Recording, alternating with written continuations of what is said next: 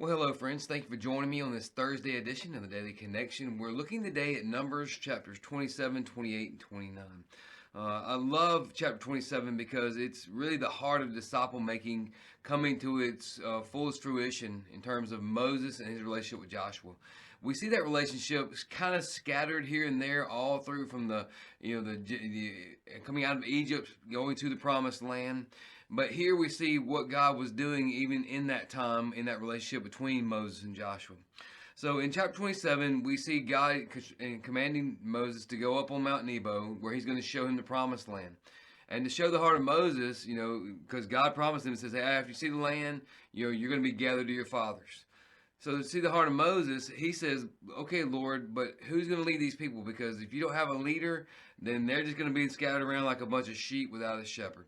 So listen to what God said, or listen to how God describes what's going to take place in this transition of leadership. So Numbers 27, starting verse 18. The Lord replied to Moses, take Joshua, son of Nun, a man who has the Spirit in him, and lay your hands on him. Have him stand before the priest Eleazar and the whole community, and commission him in their sight. Confer some of your authority on him, so that the entire Israelite community will obey him. He will stand before the priest Eleazar, who will consult the Lord for him with the decision of the Urim. He and all the Israelites with him, even the entire community, will go out and come back in at his command. So here, like I said earlier, we have the kind of the full realization or fruition of this Moses-Joshua relationship. Of course, Joshua was the one of the two who said, let's go take the land. He and Caleb both understood that God was going to do all the fighting. They just had to be faithful and go. And so he had not necessarily incurred the judgment of those who would not go in and see the land. He and Caleb both were promised that they would go in and see the land. But now we see that God had a special purpose for Joshua. He had been shaping and molding him. Joshua was the leader in the battle whenever Israel was first coming out of Egypt.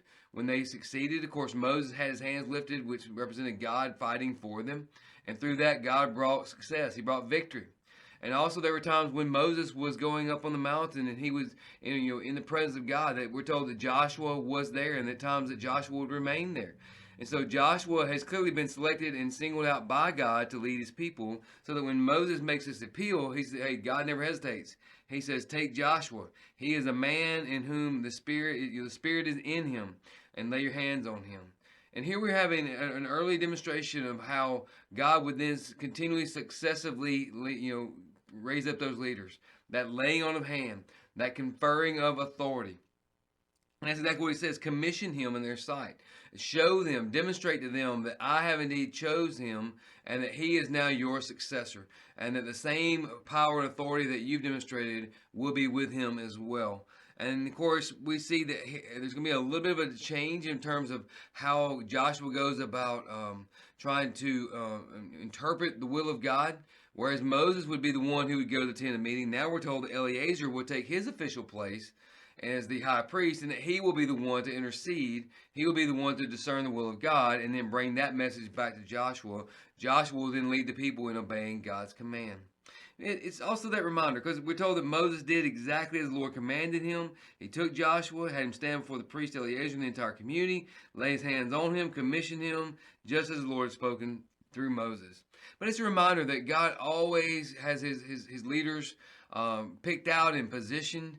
In fact, sometimes we may be the mentors. We may be the ones who are discipling those future leaders. We may be equipping them either through a close relationship with them or through continual investment in them in terms of biblical knowledge. We just don't know.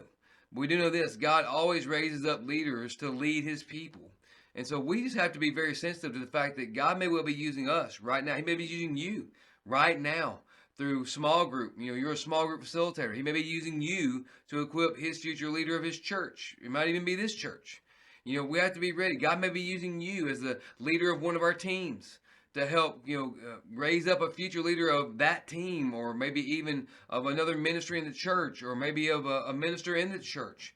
God may be using you to raise up a leader. You always got to be thinking that. As disciple makers, we're always investing for the purpose of raising up leaders, raising up those who will be future disciple makers. And that's what Moses had done. Moses had continually invested in Joshua, not necessarily that he knew that Joshua would be the one God would choose, But for whatever reason, Joshua had a special place in Moses' heart. So therefore, Moses was always investing in Joshua. Now, here we see God preparing to transition that leadership role from Moses to Joshua. And of course, Joshua chapter 1 is a firm confirmation of that, where we see Joshua is now the leader, and God promises to be with him and to empower him to accomplish his purpose through Joshua. So let that be encouragement to you. Don't ever think what you're doing is not important, it's not necessary, because if you're being obedient to God's will and you're faithfully working out the gifts and talents that He's given you in the church and through the church and investing in others, then you might well be raising up the next leaders. And so always take those opportunities very serious. Always take God's commission on you very serious, and always be faithful to that commission, not knowing who you might be investing in and what purpose God might have for their life.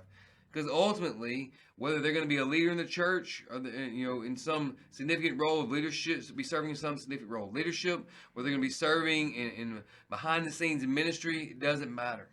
You, as one who's been commissioned by God, are raising up those future leaders, those future servants.